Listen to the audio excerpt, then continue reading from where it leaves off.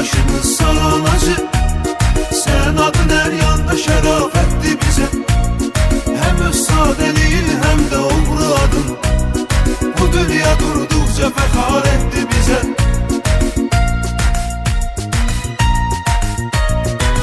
82-ci il 29 Mart'ta bu dünyaya qədəm qoydu bir kişi oldu.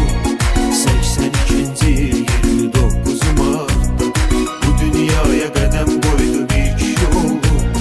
Mərd doğuldu, mərd yaşadı, məqsədə çatdı. Düz 30 yaşında oldu qanuni oğru. Böyük nüfus sahibidir bir cavan insan. Şir ürəkli, cəsarətli, mehriban insan. Sen bizim hoş arzumuzda, dinləyimizdəsən. İçərdə də, bayırda da, ürəyimizdəsən. Bizim böyük kardeşimiz Salanacı.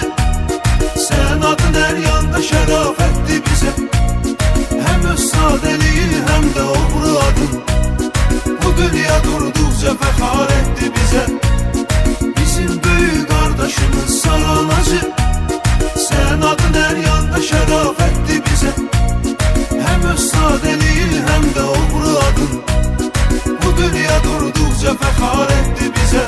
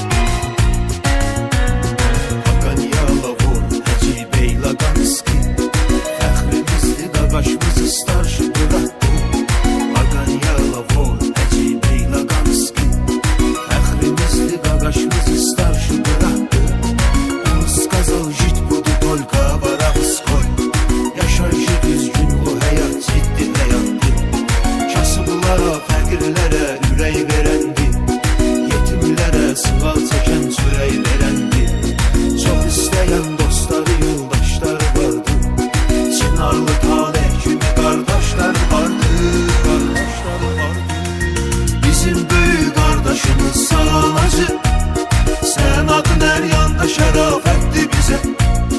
Hem öz sadeliğin hem de obru adın bu dünya durdukça fəxar etti bize. Bizim büyük kardeşimiz Salanacı. Sen adın her yanda şərafətli bize. Hem öz sadeliğin hem de obru adın bu dünya durdukça fəxar etti bize.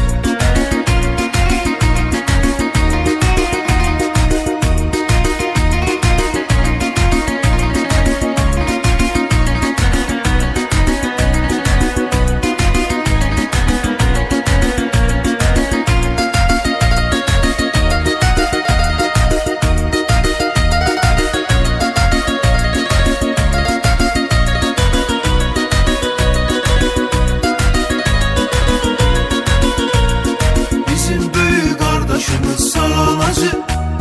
Sen adın her yanda şərafətli bize. Hem öz sadeliğin hem de obru adın bu dünya durdukça fəxar etti bize. Bizim büyük kardeşimiz Salanacı. Sen adın her yanda şərafətli bize. Hem öz sadeliğin hem de obru adın bu dünya durdukça fəxar etti